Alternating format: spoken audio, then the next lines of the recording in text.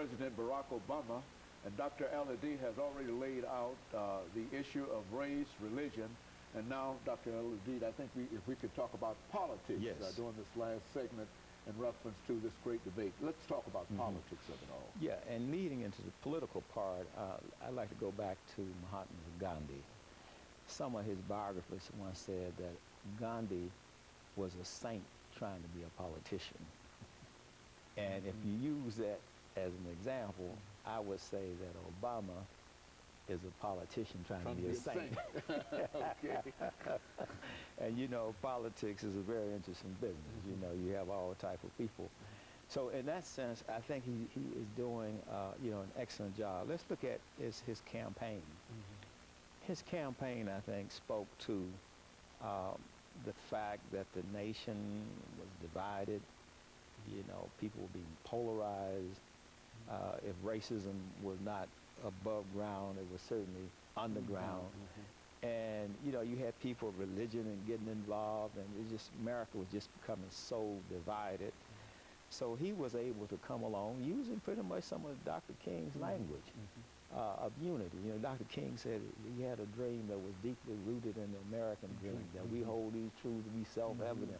And so I think Obama is also able to select passages from the Bible and passages from the Constitution.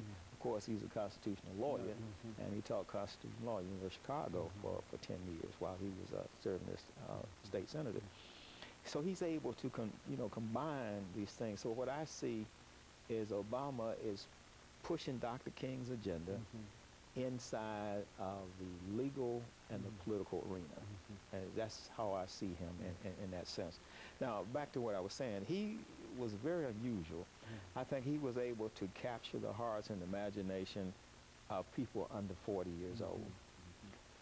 And he was also able to tap into the anger that was out there and the disappointment that was out there, you know, and tap into the fact that people didn't have jobs.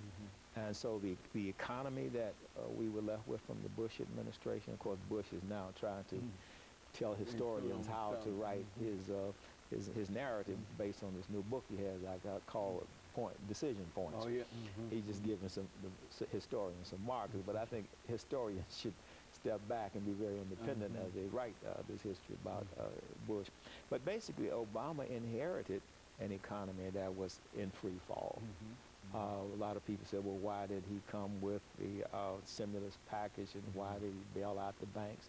That was already in place because they were bailing out the housing industry under Bush with the TARPs, you know, buying up these toxic assets. Paulson was recommending that. So basically, he was continuing a type of Keynesian economics to keep the economy from going into a global depression. So he had to stop the depression before he could deal with the base issues. Now I think he's in a situation at midterm, and he's done 2 years, where he's going to have to focus on the core issues, which is the economy and jobs.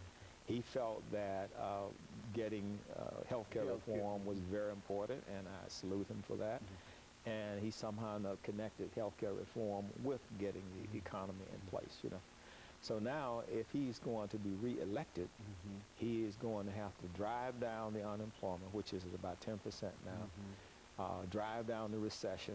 White America's in recession, black America is in a depression. And so he's going to have to deal with the core economic issues. Now, whether or not he can do that in 24 months, you know, remains to be seen, especially since he does not have, the Democrats don't have control of the House of Representatives as they had when he got the health care measure. They were controlled in the Senate and the House of Representatives. So he's pretty much in the same kind of situation that Bill Clinton was in, with an agenda to improve the quality of life for the average American, improve the quality of life for the American middle class, but not having control of the House of Representatives. Bill Clinton didn't have control of the Senate or the House. Now Obama barely has control of the Senate. So we're now starting to see that he is human. You know, when he was running for president, people thought that he was the Messiah. You know, like he was, could walk on water, you know. But at that time, he was a poet. And now that he's having to govern, it's a whole different story. It's one thing to campaign and get elected, and it's a totally different animal to deal with getting people to go along with you, making the compromise. You know, politics is the art of the possible. So being a pragmatic idealist, I think that President Obama will be able to at least try to get people to cooperate, because now if the Republicans think that this bumper crop of new elected officials came because people were voting Republican. No, people were voting because they were fed up with government they wanted not getting them jobs. In terms of jobs, right? et cetera. And yet, feel they're going to sit on